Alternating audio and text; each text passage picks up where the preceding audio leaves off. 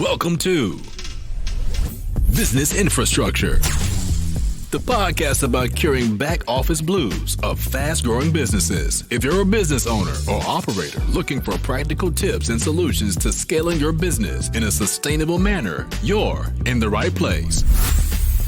Now here's your hostess, Alicia Butler-Pierre. Hello, it's great to be with you today. I'm Alicia, and joining me from Hong Kong is Diana Wu David. Today's episode is brought to you by Equilibria Incorporated, and this season is all about profitable processes.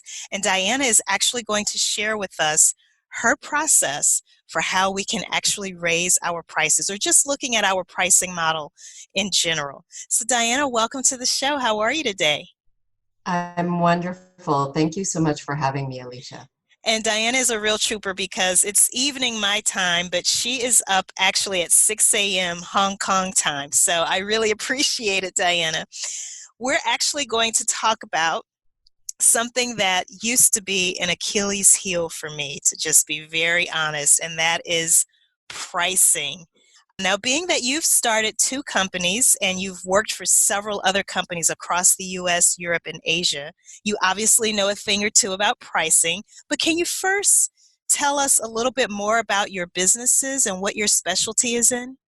So I would love to talk about pricing, and I think it's an Achilles heel for all of us. And over the years, I have even now found that I know intellectually that it's an important thing for us to do, but I still have to call one of my best friends and business advisors when I want to really raise prices and say, I always ask her, I'm thinking about 25,000, and it feels wrong. It just doesn't, I can't do that, right? And nobody will pay that, right? I'm sure it's in the back of many people's minds, and she'll say, oh, come on, get over yourself, just do it. What's the worst that can happen? So with that spirit in mind, let me tell you a little bit about my business and maybe a little bit about my past, so that people who have slightly different businesses can understand that I know whereof I speak, and that I have done a number of different things that might apply to them and help them. So my business now is really Sarana Labs, but it consists of preparing people for the future of work based on my speaking, based on my online courses on future proofing, and based on my consulting to CEOs and boards and businesses in terms of gathering them together to prepare for the future and to even prepare themselves in terms of their behavior and the way that they work as a team.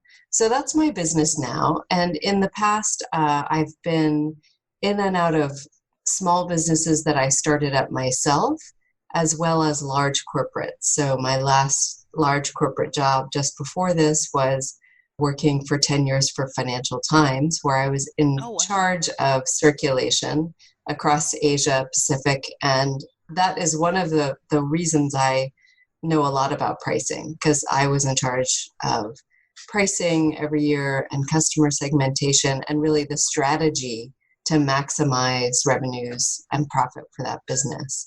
And then in the past, I've been a management consultant. I have had my own company, again, in the United States, which was selling to high-end retail, Neiman Marcus and Bloomingdale's and the like. So I've had a long checkered past. And most of it's been around strategy and really running large businesses, or in my case, aspiring large businesses, in terms of strategy, sales, marketing, execution. Well, that's awesome. And being that you have started several companies of your own, you've worked in several large organizations, you have a real sense of pricing and how it is directly linked to profitability, obviously. So if you had to describe pricing as a process, Diana, how would you do that in a step-by-step kind of format? And I know there are different angles that we can approach this from. Maybe we can start with the angle of just trying to figure out your pricing from the very beginning, whether it's for a product or for a service. So I think for the pricing for your initial product, of course, it's easy to do market research to see what other people are providing and how your product fits into that niche. I am all about research in the initial stages before I launch a product. Even for the books that I've done, one of them was a children's book and is still 7 years later on, tens of thousands of copies. And really, I attribute that not to my brilliant marketing, but really to filling a niche and a sort of what they call a job to be done. Clayton Christensen, who's a Harvard Business School professor, has written a lot on, rather than, for example, McDonald's selling milkshakes, they realized that a lot of people were going through the drive-through to get something quick that they could have in their car on their way to work to just fuel themselves. And so he realized that actually they could start selling breakfast smoothies in the morning or that kind of thing. Because people were buying milkshakes and, that's not good for you. Right. And so that is something that I think about when I think about my products or my service. What job is this doing for my customer? It's not just the product. It's really about the value that you're bringing to them. And you may have to change the product a bit to make that even more enhancing. It might be the process in their own business and how it fits into that. So that is the first step, I think, in terms of determining what it is you're selling. And it may not be exactly what you think you're selling. And then to see what people are paying to get that job done. And from there, you can have an array of pricing. So I'll give you an example of the job to be done for my own business at Financial Times, which was people read a newspaper. I started there long enough ago that was really the main thing people were buying. But truly, they're trying to make better business decisions. So Financial Times is a business newspaper, and it is global, so it gives international perspective. And when you think about buying a newspaper, people think, I'm not going to pay more than $5 for a newspaper. That's what we've been conditioned to do. Right. But when you talk to people about using it to make better business decisions, in the same way that they use your podcast to make better business decisions, then all of a sudden it becomes this trusted information source, on par with a research report you would pay $100 for, or a class that you would pay, multiple thousands of dollars for potentially. And so, in fact, in my job there, one of the things that I tried to do was find new products that fulfilled the same need that people were willing to pay higher amounts of money for. And we launched a board training program where instead of paying $5, people will go through for 6 months and pay $10,000. Same assets on my side, the journalists, the people who have great ideas, they're up on things in terms of the latest research, and same audience even, but different packaging and different format. And different job to be done. So that, I think, is really important. Pricing, that's something that I think you can start out with mass pricing if that's your audience, but otherwise being able to start to test, to put a price on it and test what kind of response you get is something that we, as small businesses in particular, we sometimes don't do that. We're like, I'm going to put a price on it, and that's going to be the price. Right. And there's some authenticity, right? You don't want to go out with like 16 prices and, all of a sudden the people who are your customers are talking to each other and you look like you're gouging them. But find one price. And in my experience, for people who are out there doing it online, there's something called A/B testing, Yes. which is putting out 2 different versions, and it's not always about a price, but it's 2 different or 3 different versions of an email or, an offer, and see what the response is. And so, in fact, I wrote a book that is geared towards smaller entrepreneurs and people starting in that realm called Future Proof. And that is about minimum viable product for yourself, for your life. Mhm. And it is about taking those small bets and saying, okay, I am going to become a speaker, and going out there to test your product. So when I became a speaker, it actually happened because of a TEDx. I was speaking in a corporate way, but not intentionally going out there to find places to speak. So I did a TEDx talk, and that was quite personal, actually. It wasn't about business so much, but it was about work-life balance and really cutting from what we are all supposed to be to what we want to be. And then a lot of people asked me to speak. So I was speaking at different banks, and I was surprised. They were asking me about entrepreneurship. And after a while, I started putting prices onto that. I think I did 2 or 3. And then I thought, wow, this seems to be something that people want, and you have to be intuitively tuned to that. Right.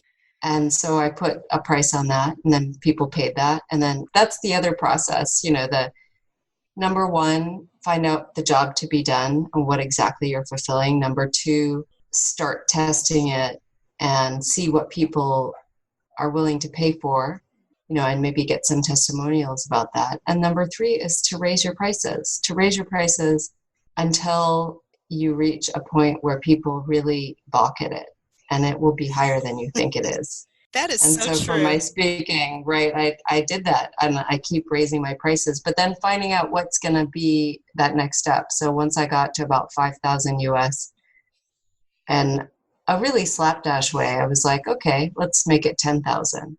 And then by that time, I had an agent and said, what's missing between 5 and 10 for my speaking? And she said, well, you need to have this, marketing collateral, and maybe you should have a speaker reel. And before that, I had nothing. I had absolutely no Oh, web page, wow. no nothing. So yeah, always trying to figure out what is that. That's sort of the 4th step. What is between A and B that would allow me to raise my price that next level, that next quantum leap? So I agree with you, raising your price until they actually balk. But for people who are listening, they may be thinking to themselves, oh my goodness, I don't want to upset anyone. I may offend a customer that may never return to True. me. So there's some risk involved, obviously, with that. Can we talk about, so you walked us through those 4 main steps. Once you've tested and you find that maybe people are not balking at your price for your product or your service, at what point, Diana, does it make sense to say, okay, maybe now it's time to raise my pricing again?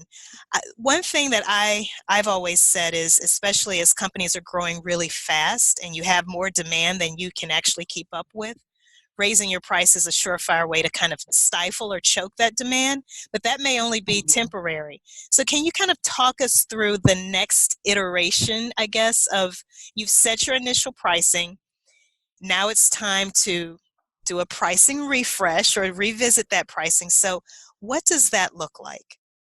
So you're totally right. And I would say the caveat for speaking is that your customer is different all the time. So you're, in a way, having somebody buy from you, and it's not that common for, some kind of conference or company to have you as a keynote every single year. So that, in that sense, it's a little easier. You don't have to worry about return customers.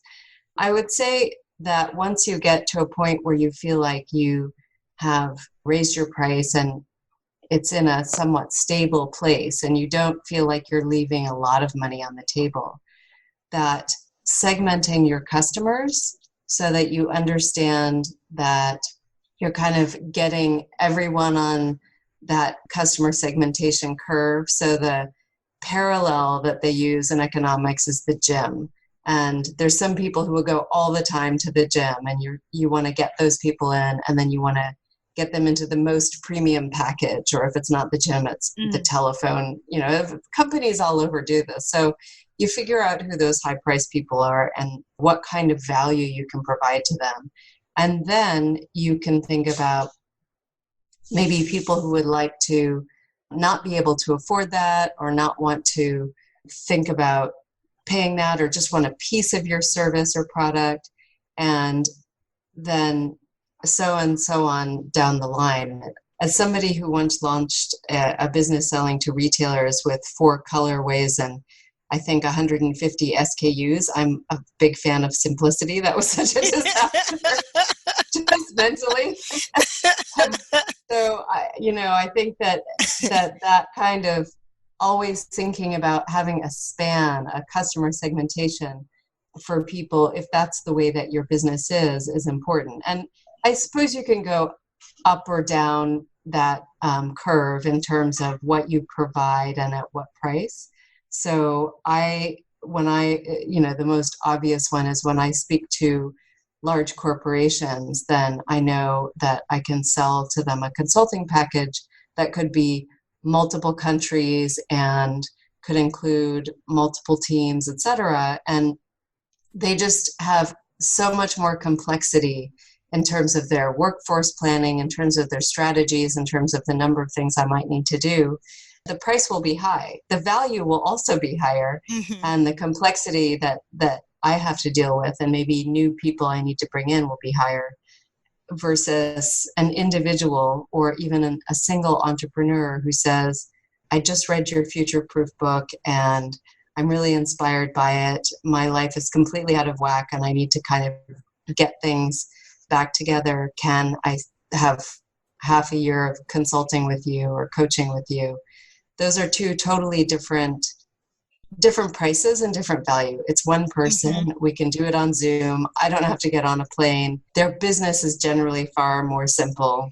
There aren't multiple stakeholders. So that's, I think, something to think about, making sure that if you have not 150 SKUs, but if you have, enough space in your business to have different products at different points, then you can just maximize the penetration of your product or service.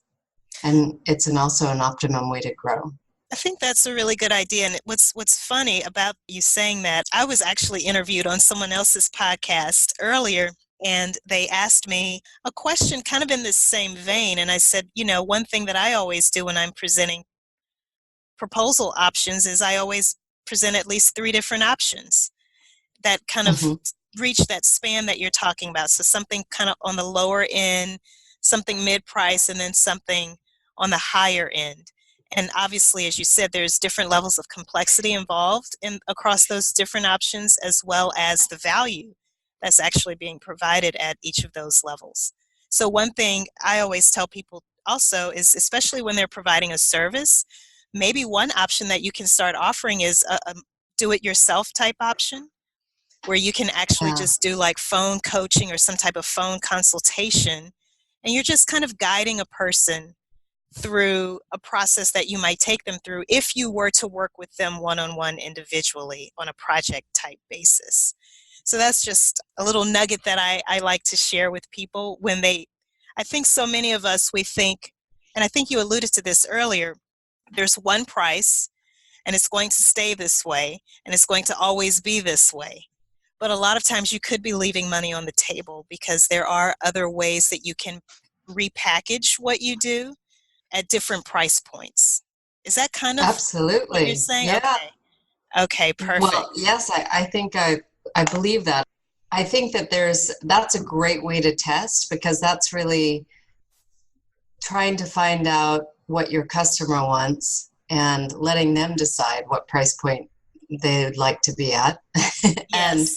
over time, you might find that if everybody's picking a certain one, then that's feedback. That idea Yes. of testing and sort of really being intentional about the feedback and refining the process is important. And I totally agree that, also you're trying to get a better sense of what you can offer to a person. So that person might Yes. buy, the middle package that you've provided to them, and they may actually upgrade over time, or they'll do that particular service from you, and then they'll say, that was great, but I know that you have something even better. Right. It's like upgrading a car. Exactly. Another example that comes to mind is a car wash. You can actually just kind of run your car through the car wash on your own, or you can actually have it personally detailed. And there's usually all of these different packages from You're going from going for the, the super fancy package. I never went exactly, there. exactly. But the whole I point just, is they aren't leaving any money on the table. yeah, Um, absolutely. yeah, yeah. And I think the other thing to think of psychologically, because I think that the biggest problem we have with pricing is often our mindset and being able to say, look, if you want this, you can access it in all kinds of different ways. So for me, I think of, some people write a book and they just feel excited that they wrote a book, but I feel like for my book, that is my lowest price Mhm. offering. It's really, if you Great want to point. understand my thinking, then you can buy a book for whatever price it is, 10 US dollars, and that's fine. And if you need a little bit more help after that, then you can do a course where we collect a community of people to help each other. And because they're all putting in their time, in a way it lowers the price. They're really helping each other as opposed to me helping them. And then you can have me help you, and then you can have me help your company. And I haven't gotten to the fly me in a private jet to your private island part of my business yet, but that's next for sure. I love it. I love it. Okay, now because this is the Business Infrastructure Show, we obviously talk about processes, but we also talk about the people and tools. And for those who are listening for the first time, business infrastructure is simply a system for how you link your people, your processes, and your tools in a profitable and sustainable way as your company is going through different growth spurts. So, Diana, we've talked about the pricing process. Can you also talk about some of the people and some of the different tools that we can leverage as we're setting a price for the first time or going through some type of a price hike? Can you Hmm. talk about that? Yeah, absolutely. We alluded to one of them in terms of A/B testing. And my business is largely uses sales and marketing via the internet. So if I want to sell more copies of my book or more copies of my course, then I send an email out, or I can do pricing offer. One way to test the price that I've found is to do a time limited offer. So for example, for my future proof course, it may be at 2,000 US dollars, but I will try to do a short window for discounted offers. And I'll do that through the internet. I think in other businesses, you can do it, in a store, it's like the 1 week sale or whatever it is, Mm-hmm. just to see how many people really value your product or service, but are maybe a little more sensitive to pricing, and how many people will sign up at a lower price, so that you might decide, now I have the gold plated version, but maybe I'd like to do a shorter course or something that is just a 1 hour, webinar, whatever it is. So testing that pricing via email. And in terms of the people, I'm a zealot in terms of where process meets people, because Mm-hmm. for my consulting business and for my management consulting background and almost everywhere I've been, it's where process and people meet that things fall apart. And right? Including myself. I have Please good explain. intentions. Well, I think that truly, I started out my career in management consulting designing these beautiful processes. And then when you got them in the hands of people, people either didn't understand what the purpose was, and they didn't want to change their own process, or it wasn't explained properly, or it wasn't thought about very well. And so while that was for large corporations, the reality is that there's a lot of process in your own small business that can be there. So the parallel would be when you install a new accounting software system, and you managing your pricing in some accounting software can be very tricky.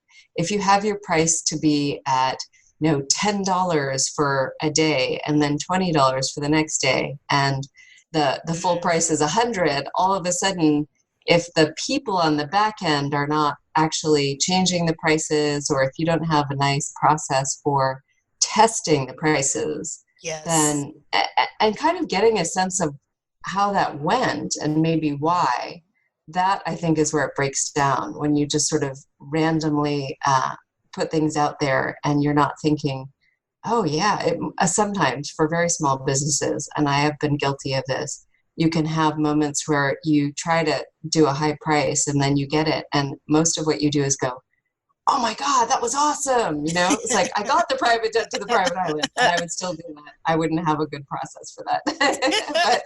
um, but a lot of times you do it, but you don't think, wow, why did I get a higher price? What went into that product or even the sales process that allowed it to happen? And so that's why I think when you put out something that's a discount and you get 10 of the 100 people sign up, and you go through and reflect on some of your sales, first of all, ensuring you have the right billing system, ensuring you have all of the processes, the other back-end processes aligned to ensure that you fulfill that properly so that you're not, billing people in different ways. And then really looking at it, and you can do in as simply as using an Excel spreadsheet, saying, this was my test. I had 1 week at this date for $10 and 10 people signed up. And then actually going out, if you have the opportunity,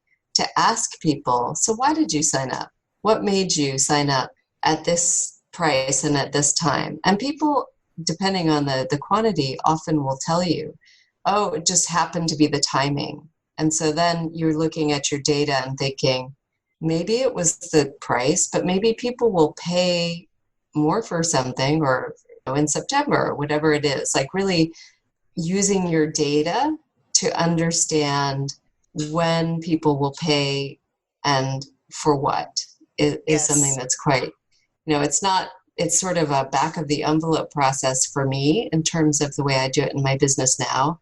For larger companies that are more data savvy, wow, they can say, like, when I worked at Financial Times, I think we would say, okay, we know that entrepreneurs in Atlanta that have just had their coffee will pay more for our subscriptions than, somebody else. Like it's a lot of data over, it's a Wow. 105-year-old company. And big companies are doing that increasingly. And I think small companies really need to start doing that more. Yeah, more data mining. Absolutely. Well, we're going to take a quick break to hear a word from our sponsor. And when we come back, I want to ask you if there's any advice that you'd like to offer to our listeners in general as it relates to raising prices.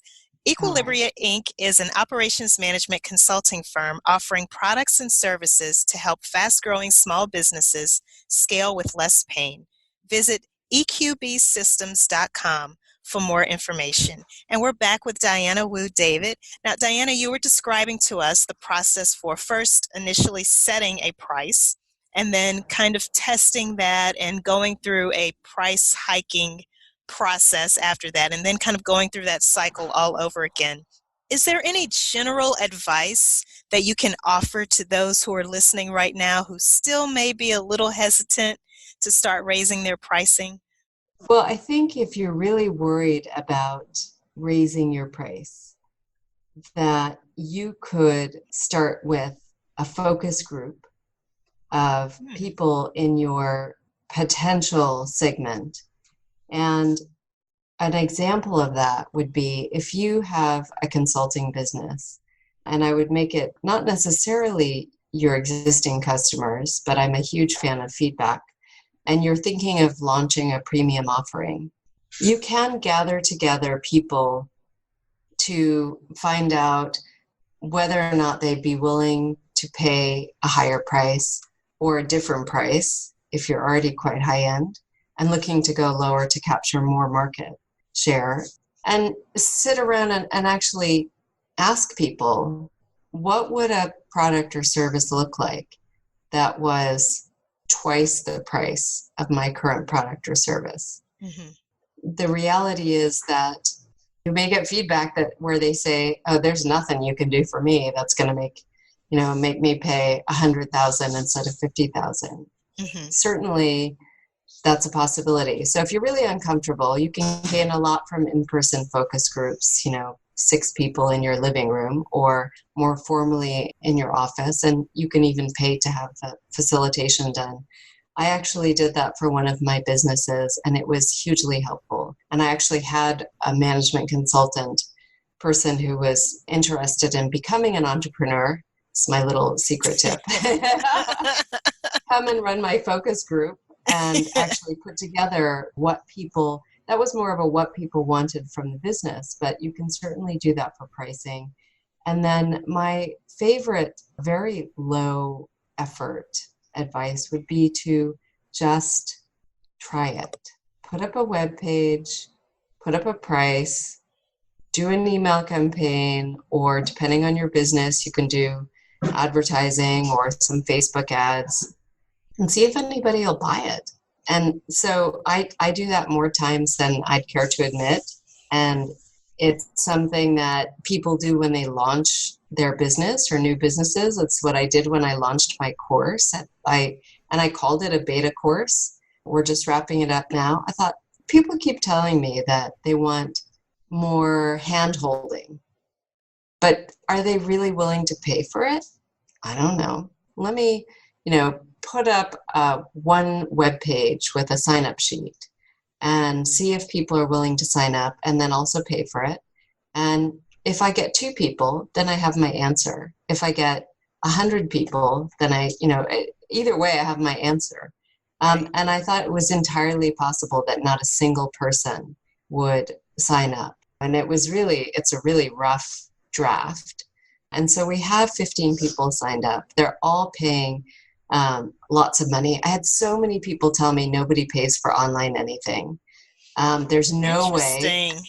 And so I really was pessimistic, but I thought I'm willing to deliver on this if enough people sign up. And frankly, if 2 people had signed up, I would have said, you know what? I really feel grateful that you are interested in this, but I don't think I'm going to do a 6-week course for you guys. Why don't we just do some one-on-one consulting? Then I don't have to do 40 plus hours of video and an entire curriculum. Right. Just move it to something else. So that is a really simple way to really test whether or not you have something that can be offered at a certain price. What I like about that idea is before you just delve right into developing, in that example, the online course, you first want to make sure that whether or not there's actually a market for it. And that's part of that research that you were talking about earlier, right? But I think so many of us, we just get into content development mode and we just start creating, and then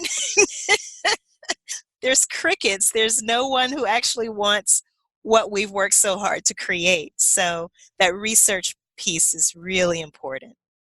Oh, yeah. And now, fast forward to 2019, of course, we have Kickstarter and Indiegogo, and basically you're getting people to sign up based on your idea. But I already told you that I had 150 SKUs. Like, I've gone down that, I had a production in China and letters of credit, and, that's my vision. There it is. Now I got to sell it.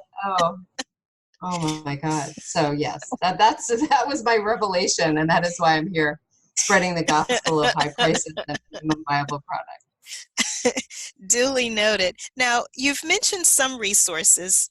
You mentioned Clayton Christensen and how, he's a Harvard professor who's done a lot of research in this area. You also mentioned A/B testing and using email to kind of facilitate that A/B testing.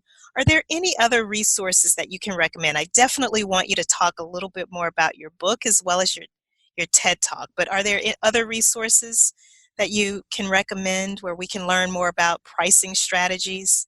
Yeah, I think that a lot of my background, my sort of top secret background is in economics. I did economics and I went to business school as well. And so I'm happy to pop a couple of notes into the show notes. I have to say that most of what I've used has been the resources that I have that I can give you are really fairly dry, and what I would boil it down to for those people in your audience who are who really want to get into the nitty gritty of A/B testing and trying, I will pop in some interesting things into the show notes. And a Okay. lot of people's email services will even talk about that. There's sort of email scripts and different ways to approach it. So if you have a specific email provider, so I use, for instance, Active Campaign, and that does email campaigns that allows you to see what people are even clicking on in terms of the emails. So that's sort of a whole level of, I guess, granularity that you can go to, whereby Active Campaigns can tell me, did that person click, and what was the open rate? And once they got to the website, did they click open? And I know that their MailChimp is another email service provider that a lot of people use. So, some of it is specific to your technology. And what I can provide is some of the pricing strategies that have been developed. But what I will leave you with in your business is really the idea of minimum viable product and trial and error. I know that sounds very unscientific, but that's certainly one of them. The other classic resource is The Lean Startup, which is a book by Eric Rice. And I'm sure you've talked about that on your show before. And he pioneered the idea really of not building it and waiting for them to come, but really trying to put in a very basic level of operations even for starting your entire business, and then iterating from there based on what kind of feedback you get. Awesome. Tell us more about your book. So my book is like the Lean Startup for people. Okay. So a lot of the people, and my background really has focused on that digital transformation and starting companies within corporates, starting companies outside of corporates. And based on that initial TED Talk and conversations with a lot of entrepreneurs and people who are in their sort of second act, I decided to do a book called Future Proof, which is reinventing work in the age of acceleration, which is really about looking at your life from a similar lens of innovation or a similar lens of sustainability.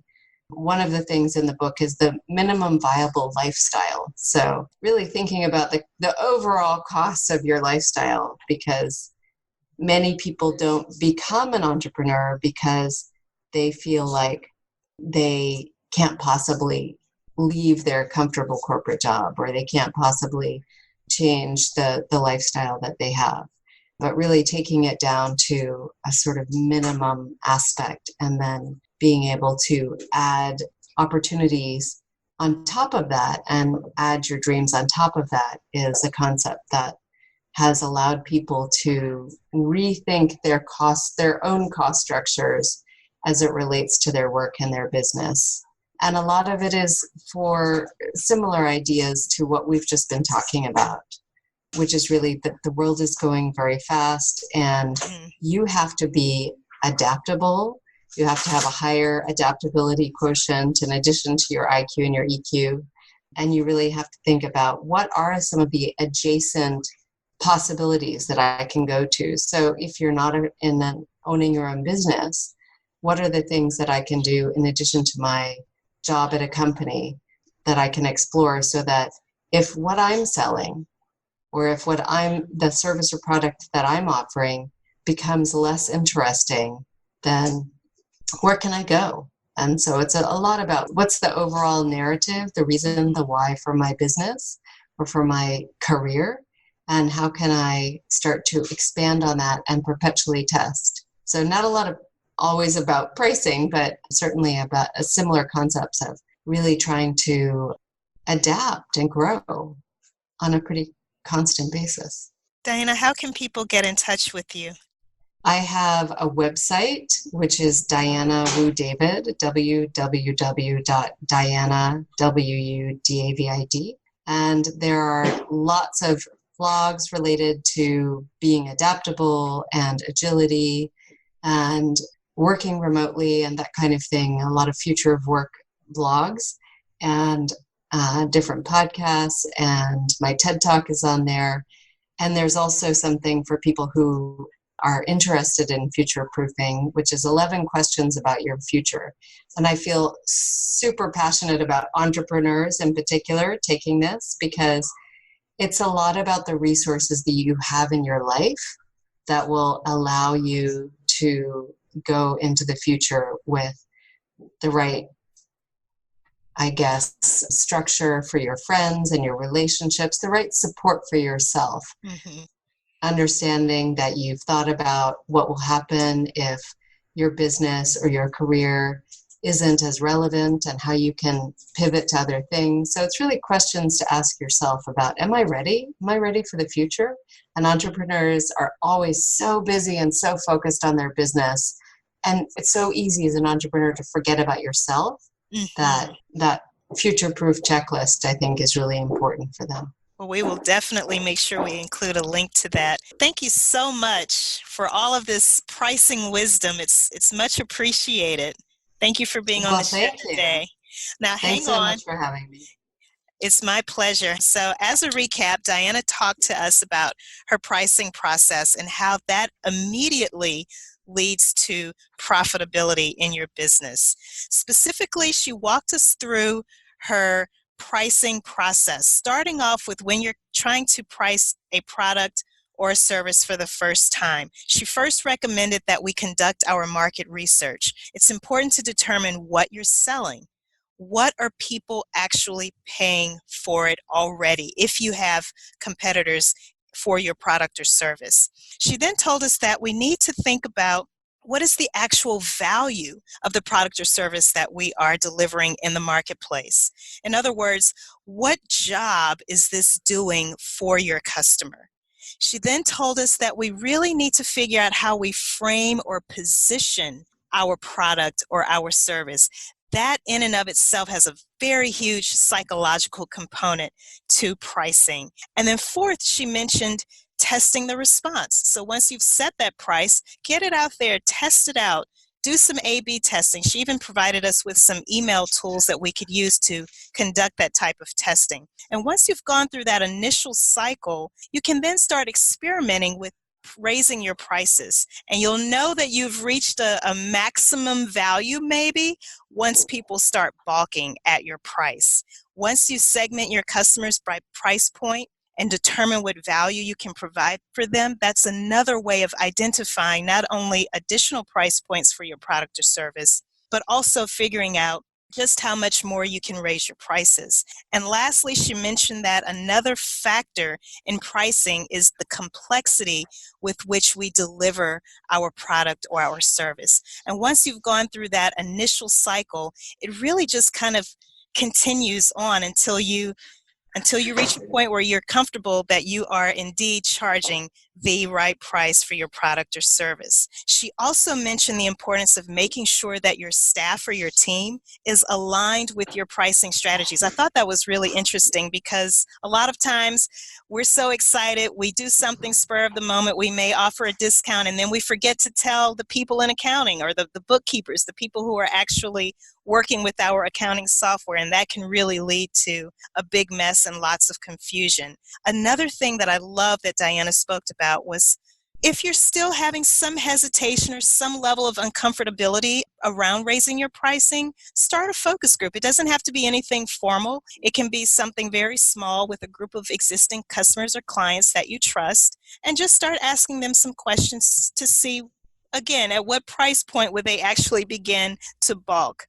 If you want to know more about how you can increase your pricing, or if you have questions and you would like to work with Diana directly, the best way to contact her is through her website. It's dianawoodavid.com. That's D like dog, I-A-N like Nancy, A-W-U, D like dog, A, V like Victor, I, D like dog.com. As a reminder, we will have links to all of the resources that Diana shared in the show notes. She's also going to send us over some more goodies that we can share at businessinfrastructure.tv. You'll also be able to see a video version of this interview on businessinfrastructure.tv. Thank you so much for tuning in. And remember, stay focused, be encouraged. This entrepreneurial journey is a marathon and not a sprint. Until the next time, everybody. Thank you for listening to Business Infrastructure, the podcast about curing back office blues with Alicia Butler-Pierre. If you like what you've heard, do us a favor and subscribe, leave a rating and review, and more importantly, share with your colleagues and team members who could benefit from the information. Join us next week for another episode of Business Infrastructure with Alicia Butler-Pierre.